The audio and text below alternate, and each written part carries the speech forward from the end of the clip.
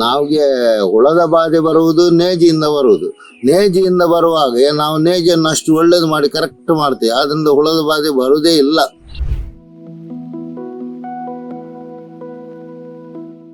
ಮನೆ ಅಂಗಳದಲ್ಲೇ ಹಾಕುದು, ಕೆಳಗೆ ಗದ್ದೆಯಲ್ಲೆಲ್ಲ ಹಾಕುದಿಲ್ಲ. ಗದ್ದೆಯಲ್ಲಿ ಹಾಕಿದ್ರೆ ಏನು ಪಾರಿವಾಳ ನವಿಲೆಲ್ಲ ಬಂದು ಹಾಳು ಮಾಡಿಬಿಡ್ತದೆ.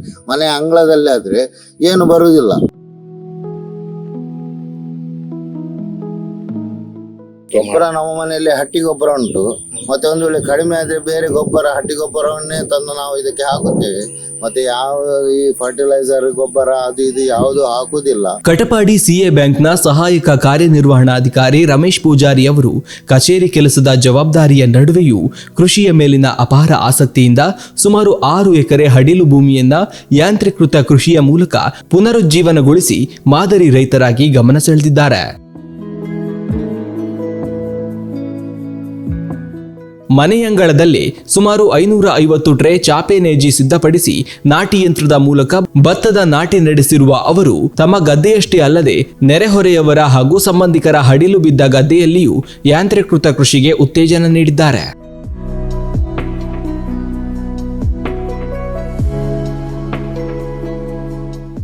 ಇನ್ನಂಜೆ ಗ್ರಾಮದ ಅಜಿಲಗಾಡಿನ ರಮೇಶ್ ಪೂಜಾರಿ.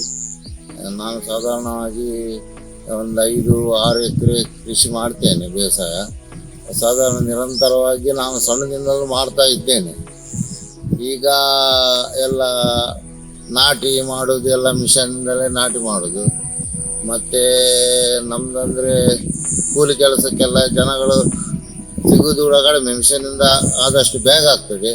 ಮತ್ತು ನಾನು ಕಟಪಾಡಿ ಸಿಎ ಬ್ಯಾಂಕಲ್ಲಿ AGM ಆಗಿದ್ದೇನೆ, ಸಹಾಯಕ ಮುಖ್ಯ ಕಾರ್ಯನಿರ್ವಹಣಾಧಿಕಾರಿಯಾಗಿ. ಕೆಲಸದಿಂದ ಬಂದು ಈ ಕೆಲಸವನ್ನು ಮಾಡ್ತಾ ಇರೋದು ಆಫೀಸಲ್ಲಿ. ನಮಗೆ ಮತ್ತೆ ಗೌರ್ಮೆಂಟ್ ರಜೆ ಅದು ಇದು ಸಂಡೇ ಎಲ್ಲ ರಜೆ ಇರ್ತದಲ್ಲ, ಅದರಿಂದ ನಾನು ಇದನ್ನೇ ಕೆಲಸ ಮಾಡ್ತಾ ಇರೋದು.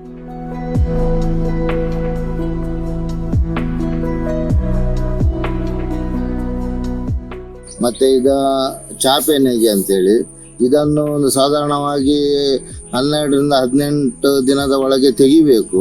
ಅದು ಮಿಷನ್ನಲ್ಲಿ ಬಿಡುವ, ದೊಡ್ಡದಾದರೆ ಅದು ಮಿಷನ್ಗೆ ಒಳ್ಳೆಯದಾಗೋದಿಲ್ಲ. ಆದ್ದರಿಂದ ಮೊನ್ನೆ ಮಳೆ ಬಂದ ನಂತರ ನಾವು ಅಕೇರಿಗೆ ಹಾಕೋದು. ಮತ್ತು ಇಲ್ಲಿ ನಮ್ಮದು ಗದ್ದೆ ಎಲ್ಲ ಇದು ನೆರೆ ಬೀಳುವ ಪ್ರದೇಶ ಅಲ್ಲ, ತೋಡೆಲ್ಲ ಉಂಟು. ಆದ್ದರಿಂದ ಇಲ್ಲಿ ನಾಟಿ ಮಾಡಲಿಕ್ಕೆಲ್ಲ ಒಳ್ಳೆಯದಾಗ್ತದೆ. ಚಾಪೆ ನೇಜಿ ಅಂದರೆ ಸಾಧಾರಣವಾಗಿ ನಾವು ಡಿಸೆಂಬರ್ ತಿಂಗಳಲ್ಲಿ, ಸಾಧಾರಣ ನವೆಂಬರ್ ಡಿಸೆಂಬರ್ ತಿಂಗಳ ಗದ್ದೆಯನ್ನು ಒಂದು ಗದ್ದೆಯನ್ನು ಉತ್ತಿ ಬಿಡ್ತೇವೆ. ಅದು ಎಲ್ಲ ಹುಡಿ ಆಗ್ತದಲ್ಲ. ನಂತರ ಸಾಧಾರಣ ಮಾರ್ಚ್ ಏಪ್ರಿಲ್ ಒಟ್ಟು ಮಳೆ ಬರುವ ಮುಂಚೆ ಅದನ್ನು ನಾವು ಗದ್ದೆಯ ಮಣ್ಣನ್ನು ಒಟ್ಟು ಮಾಡಿ ಅದನ್ನು ಇದರಲ್ಲಿ ಸಾರಿ ಮನೆಗೆ ಇಟ್ಕೊಂಡು ಹೋಗ್ತೇವೆ. ಅಂದರೆ ಅದು ಮಳೆ ನೀರು ಬೀಳದ ಜಾಗದಲ್ಲಿ ಇಡ್ತೇವೆ, ಹಟ್ಟಿಯಲ್ಲೆಲ್ಲ ಇಡ್ತೇವೆ. ನಮಗೆ ಎಷ್ಟು ಬೇಕಾಗ್ತದೆ ಅಷ್ಟನ್ನು, ನಮಗೆ ಒಂದು ಅಂದಾಜುಂಟು ಇಷ್ಟೇ ಬೇಕಂತೇಳಿ, ಅಷ್ಟನ್ನು ಹಟ್ಟಿಯಲ್ಲಿ ಇಟ್ಟು ಮಳೆ ನೀರು ಬೀಳದಾಗೆ ನೋಡಿಕೊಂಡು, ಮತ್ತೆ ಮಳೆ ಬಂದು ನಾಟಿ ಮಾಡುವ ಒಂದು 15-20 ದಿನದ ಮುಂಚೆ ಅದಕ್ಕೆ ಒಂದು ಟ್ರೇ ಅಂತೇಳಿ ಸಿಗ್ತದೆ. ಆ ಟ್ರೇಯನ್ನೆಲ್ಲ ಒಟ್ಟು ಮಾಡಿ ಮತ್ತೆ ನಾವು ಕೃಷಿ ಇಲಾಖೆಯಿಂದ ಬೀಜವನ್ನೆಲ್ಲ ತಂದು ಅದಕ್ಕೆ ಒಂದು ದಿನ ನೀರಿನಲ್ಲಿ ಇಡ್ತೇವೆ. 2 ದಿನ ನಂತರ ತೆಗೆದು ಮತ್ತು ಅದು ಮೊಳಕೆ ಸ್ವಲ್ಪ ಬರುವಾಗ ಅದನ್ನು ಬಿತ್ತನೆ ಮಾಡುವ ಬೀಜದ ಒಂದು ಮಿಷನೇ ಉಂಟು, ಅದಕ್ಕೆ ಹಾಕಿ ಅದನ್ನೆಲ್ಲ ಇಳ್ಕೊಂಡು ಹೋಗುವಾಗ ಅದರಲ್ಲಿ ಅದಕ್ಕೆ ಮತ್ತೆ ಬೈಹುಲ್ಲು ಹಾಕ್ತೇವೆ ಮೇಲ್ಗಡೆ. ಇದಕ್ಕೆ ಮಳೆ ನೀರಿಗೆ ಏನು ಅದು ಕೂಡ ನಮ್ಮ ಅಂಗಳದಲ್ಲಿ ಎಲ್ಲ ಹಾಕೋದು. ನಾನು ಸಾಧಾರಣ ಮಟ್ಟಿಗೆ ಈ ಸಲ ಒಂದು 550-600ವರೆಗೆ ಮಾಡಿದ್ದೇನೆ ಇಂಥ ಚಾಪೆ ನೇಜಿಯನ್ನು. ಅದನ್ನು ಮಾಡಿದ ನಂತರ ಮತ್ತೆ ಅದಕ್ಕೆ ಬೈಹುಲ್ಲೆಲ್ಲ ಹಾಕಿ 4 ದಿನದ ನಂತರ, ಈಗ ಆದಿತ್ಯವಾರ ಇದು ಮಾಡಿದರೆ ಸಾಧಾರಣ ಗುರುವಾರ ದಿನ, ಬುಧವಾರ ಸಂಜೆ, ಗುರುವಾರ ದಿನ ಅದರ ಬೈಹುಲ್ಲು ಎಲ್ಲ ತೆಗೆದ ನಂತರ ಅದು ಕ್ಲೀನಾಗಿ ಹೊರ ಬರ್ತದೆ. ಮತ್ತೆ ಅದು ಗಾಳಿ ಎಲ್ಲ ತಾಗಿ ಒಳ್ಳೆಯದಾಗಿ ಸಾಧಾರಣ ನಾವು ಇದನ್ನೇ ನಡುವಾಗ 15 ದಿನದ ಅಷ್ಟೇ, 15 ದಿನದಲ್ಲಿ ನಾಟಿ ಮಾಡಲಿಕ್ಕೆ ಆಗ್ತದೆ. ಅಂದರೆ ಮಿಷನರಿಯಲ್ಲಿ ಅಂದರೆ 2 ದಿನದಲ್ಲಿ ಎಲ್ಲ ನಾಟಿ ಒಂದೇ ಸಲ ಆಗ್ತದೆ.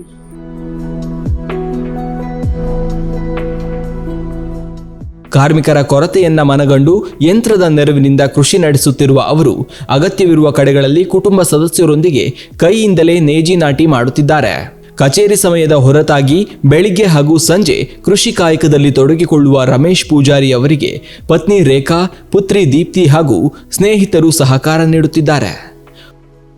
ಈ ಮನೆ ಹತ್ತಿರದವರು ಕೆಲವರು ಕೆಲಸಕ್ಕೆ ಹೋಗುವವರು ರಜಾ ದಿನದಲ್ಲೆಲ್ಲ ನಮಗೆಲ್ಲ ಕೆಲಸಕ್ಕೆ ಬರ್ತಾರೆ. ಮತ್ತು ಒಂದು ವೇಳೆ ಅವರು ಸಿಗದಿದ್ದರೆ ಕೂಡ ಬೇರೆಯವರನ್ನು ಕೂಲಿ ಕೆಲಸಕ್ಕೆ ನಾನು ಜಾಸ್ತಿಯಾಗಿ ಮನೆ ಹತ್ತಿರದವರೆಲ್ಲ ಮಾಡ್ತಾರೆ. ಅದು ಅವರು ಕೂಲಿಗೆಲ್ಲ ಇದೇ ಥರ ದೋಸ್ತಿಗಟ್ಟಿ ಫ್ರೆಂಡ್ಶಿಪ್ ಹೇಳ್ತಾರೆ, ಆ ಥರ ಎಲ್ಲ ಮಾಡಿ ನಾವು ಇದು ಮಾಡ್ತಾ ಇರ್ತೇವೆ. ಮತ್ತು ನಮಗೆಲ್ಲ ರಜೆ ಎಲ್ಲ ಇರ್ತದೆಲ್ಲ ಜಾಸ್ತಿಯಾಗಿ, ಆ ರಜೆ ದಿನ ಇದನ್ನೆಲ್ಲ ಮಾಡ್ತಾ ಇರ್ತೇವೆ, ಒಂದೊಂದೇ ಕೆಲಸ ಮಾಡ್ತಾ ಇರ್ತೇವೆ. ವೀಡರ್ ಅಂತೇಳಿ ಒಂದೊಂದು ಇದುಂಟು, ಅದನ್ನು ಹಾಕ್ಲಿಕ್ಕೆ ಉಂಟು. ಆಗ ನಮ್ಮ ಮನೆ ಹತ್ತಿರದವರೆಲ್ಲ ಬರ್ತಾರೆ, ಮತ್ತು ಅದಕ್ಕೆ ಏನಾದರೂ ಗೊಬ್ಬರ ಎಲ್ಲ ಸಿದ್ಧಪಡಿಸಿ ಮತ್ತೆ ಹಾಕಿಬಿಡ್ತೇವೆ. ಗೊಬ್ಬರ ನಮ್ಮ ಮನೆಯಲ್ಲಿ ಹಟ್ಟಿ ಗೊಬ್ಬರ ಉಂಟು. ಮತ್ತು ಒಂದು ವೇಳೆ ಕಡಿಮೆ ಆದರೆ ಬೇರೆ ಗೊಬ್ಬರ, ಹಟ್ಟಿ ಗೊಬ್ಬರವನ್ನೇ ತಂದು ನಾವು ಇದಕ್ಕೆ ಹಾಕುತ್ತೇವೆ. ಮತ್ತು ಯಾವ ಈ ಫರ್ಟಿಲೈಸರ್ ಗೊಬ್ಬರ ಅದು ಇದು ಯಾವುದು ಹಾಕುವುದಿಲ್ಲ. ಮತ್ತು ಕೋಳಿ ಗೊಬ್ಬರ ಹಾಕ್ತೇವೆ ಫಸ್ಟಿಗೆ ನಾವು ಗದ್ದೆ ಉಳುಮೆ ಮಾಡುವಾಗ ಕೋಳಿ ಗೊಬ್ಬರ ಹಾಕ್ತೇವೆ. ಮತ್ತು ಮನೆಯಲ್ಲಿ ಸುಡು ಮಣ್ಣು ಎಲ್ಲ ಇಲ್ಲಿ ಬೇಲಿಯಲ್ಲಿ ಉಂಟಲ್ಲ, ಅದನ್ನು ನಾವು ಬೇಸಿಗೆ ಕಾಲದಲ್ಲಿ ಕಡಿದು ಗದ್ದೆಯಲ್ಲಿ ಇಡ್ತೇವೆ. ಗದ್ದೆಯಲ್ಲಿ ಇದ್ದ ನಂತರ ಅದು ಒಣಗಿ ಹೋಗ್ತದೆ ಎಲ್ಲ. ಮತ್ತೊಂದು ದಿನ ಅದಕ್ಕೆಲ್ಲ ಗದ್ದೆ ಮಣ್ಣನ್ನು ಮಾಡಿ ಸುಡು ಮಣ್ಣು ಮಾಡ್ತೇವೆ. ಸುಡು ಮಣ್ಣು ಮಾಡಿ ಮತ್ತು ನಾವು ನಾಟಿ ಮಾಡುವ ಮುಂಚೆ ಎಲ್ಲ ಗದ್ದೆಗೆಲ್ಲ ಹಾಕಿ ಆ ಥರ ಮಾಡ್ತಾ ಇದ್ದೇವೆ. ನಾವು ಫರ್ಟಿಲೈಸರ್ ಗೊಬ್ಬರ ಏನು ಇಷ್ಟರವರೆಗೆ ತರಲಿಲ್ಲ, ಕಡಿಮೆ ತರಲೇ ಇಲ್ಲ, ಇದನ್ನೇ ಮಾಡ್ತಾ ಇರೋದು ನಾವು.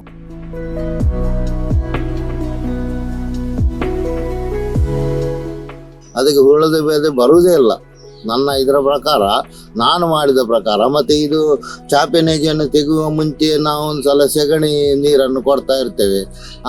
ಅದರಿಂದ ಇಷ್ಟರವರೆಗೆ ಅದು ನಮಗೆ ಹುಳದ ಬಾಧೆ ಬರುವುದು ನೇಜಿಯಿಂದ ಬರುವಾಗ ನಾವು ನೇಜಿಯನ್ನು ಅಷ್ಟು ಒಳ್ಳೇದು ಮಾಡಿ ಕರೆಕ್ಟ್ ಮಾಡ್ತೇವೆ. ಅದರಿಂದ ಹುಳದ ಬಾಧೆ ಬರುವುದೇ ಇಲ್ಲ, ಕಡಿಮೆ. ನನ್ನ ಇದರ ಪ್ರಕಾರ ಹುಳದ ಬಾಧೆ ಬರಲಿಲ್ಲ ಅಷ್ಟರವರೆಗೆ. ಟ್ರೇ ಅಂತೇಳಿ ಸಿಗ್ತದೆ ಅಂಗಡಿಯಲ್ಲಿ, ಅದಕ್ಕೆ ಒಂದು 50 ರೂಪಾಯಿ ಉಂಟು. ಅದನ್ನು 400-500 ಟ್ರೇ ಎಲ್ಲ ಹಾಕಿ ಅದಕ್ಕೆ ನಾವು ಬೇಸಿಗೆ ಕಾಲದಲ್ಲಿ ಸಾರಿ ಇಟ್ಟ ಮಣ್ಣನ್ನು, ಗದ್ದೆಯ ಮಣ್ಣನ್ನು ಇದಕ್ಕೆ ನಾವು ಹಾಕ್ತೇವೆ. ಹಾಕಿ ಮತ್ತು ಅದಕ್ಕೆ ಬೀಜನ್ನೆಲ್ಲ ಬಿತ್ತಿದ ನಂತರ ಅದಕ್ಕೆ ಏನು ಮಾಡ್ತೇವೆ, ಅದಕ್ಕೆ ಬೈ ಹುಲ್ಲನ್ನೆಲ್ಲ ಹಾಕಿಬಿಟ್ಟು ಒಂದು 3 ದಿನದ ನಂತರ ಬೈ ಹುಲ್ಲನ್ನು ನಾವು ತೆಗೆದ ನಂತರ ಇದು ಮಳೆ ನೀರಿಗೆಲ್ಲ ಅದು ಮನೆ ಅಂಗಳದಲ್ಲೇ ಹಾಕೋದು, ಕೆಳಗೆ ಗದ್ದೆಯಲ್ಲೆಲ್ಲ ಹಾಕೋದಿಲ್ಲ. ಗದ್ದೆಯಲ್ಲಿ ಹಾಕಿದರೆ ಏನು ಪಾರಿವಾಳ ನವಿಲೆಲ್ಲ ಬಂದು ಹಾಳು ಮಾಡಿಬಿಡ್ತದೆ. ಮನೆ ಅಂಗಳದಲ್ಲೇ ಆದರೆ ಏನು ಬರುವುದಿಲ್ಲ. ಅದಕ್ಕೆ ಹಾಕಿ ಒಂದು 15-12 ದಿನದ ನಂತರ ಅದು ಗಟ್ಟಿಯಾಗಿ ಬೇರನ್ನೆಲ್ಲ ಸಸಿಯ ಬೇರು ಎಲ್ಲ ಮಣ್ಣಿಗೆಲ್ಲ ಹೊಂದಾಣಿಕೆಯಾಗಿ ಗಟ್ಟಿಯಾಗಿರ್ತದೆ. ನಾವು 15 ದಿನಕ್ಕೆ ಮೊನ್ನೆ ತೆಗೆದಿದ್ದೇವೆ ನೋಡಿ. ಇದು ಈಗ 15-16 ದಿನ ಆದದಷ್ಟೇ ಗಟ್ಟಿಯಾಗಿ ಹೋಗಿ ಇನ್ನು ಎಂಥದ್ದು ಆಗುದಿಲ್ಲ, ಅದು ಬೀಳುವಂಥದ್ದು. ಮತ್ತು ಈ ನೇಜಿ ಕೂಡ ಏನು ಹಾಳಾಗುವುದಿಲ್ಲ, ಒಳ್ಳೆ ರೀತಿಯಲ್ಲಿ ಇರ್ತದೆ. ಇದನ್ನು ನಾವು ಒಂದು ಸಲ ಏನಾದರೂ ಮಿಷನ್ನಲ್ಲಿ ಇದು ನಾಟಿ ಮಾಡುವಾಗ ಕೆಲವು ಕಡೆ ಎಲ್ಲ ಬ್ಲ್ಯಾಂಕ್ ಎಲ್ಲ ಇರ್ತದೆ, ಅದನ್ನೆಲ್ಲ ನಾವು ಗದ್ದೆ ಟೈಮ್ ಇರುವಾಗ ಹೋಗಿ ನಡ್ತಾ ಇರ್ತೇವೆ. ಆಗ ಎಂಥದ್ದು ಆಗುದಿಲ್ಲ, ಒಳ್ಳೆಯದಾಗಿ ಇರ್ತದೆ. ಇದಕ್ಕೆ ನಾವು ಕ್ರಯಕ್ಕೆ ತರುವುದಾದ್ರೆ ಒಂದು ಪೀಸಿಗೆ 60 ರೂಪಾಯಿ ಹೇಳ್ತಾರೆ. ನಾವು ಮಿಷನಲ್ಲೇ ನಾಟಿ ಮಾಡುವುದಾದ್ರೆ ನಮ್ಮದು ಇಲ್ಲದ್ರೆ ಅವರು ಕೂಡ ಮಿಷನ್ ತಂದು ನಾಟಿ ಮಾಡ್ತಾರೆ. ಇಂಥದ್ದನ್ನು ಆ ರೇಟ್ ಜಾಸ್ತಿ ಹೇಳ್ತಾರೆ. ಯಾಂತ್ರೀಕೃತ ಕೃಷಿ ಇಂದಿನ ಅಗತ್ಯ. ಯುವಕರು ಕೃಷಿಯತ್ತ ಆಸಕ್ತಿ ಬೆಳೆಸಿ ಸ್ವಾವಲಂಬಿಗಳಾಗಬೇಕು. ಕೃಷಿ ಆರೋಗ್ಯಯುತ ಬದುಕಿನ ಜೊತೆಗೆ ಆಹಾರ ಭದ್ರತೆಯನ್ನು ಒದಗಿಸುತ್ತದೆ ಎಂದು ಅವರು ಅಭಿಪ್ರಾಯಪಟ್ಟಿದ್ದಾರೆ.